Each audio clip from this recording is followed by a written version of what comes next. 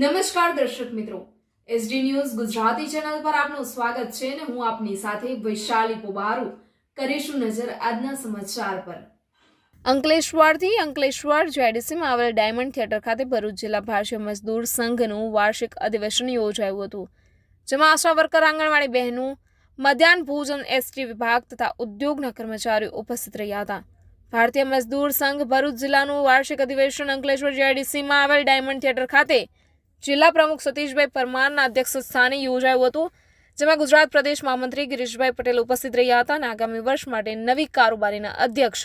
પ્રદેશ મંત્રી પ્રતાપસિંહ ચૌહાણ, વિભાગ સંગઠન મંત્રી દીપકભાઈ પટેલ અને વિભાગ સહ સંગઠન મંત્રી સુરેન્દ્ર રાજ સહિત આશા વર્કર, આંગણવાડી, મધ્યાહન ભોજનની બહેનો તેમજ એસટી તથા વિવિધ ઉદ્યોગોમાંથી 325 જેટલા કર્મચારી ઉપસ્થિત રહ્યા હતા અને ઉપસ્થિત મહાનુભાવોએ માર્ગદર્શન પૂરું પાડ્યું હતું। Reporter Jayesh Prajapati, SD news Gujarati, Ankleshwar.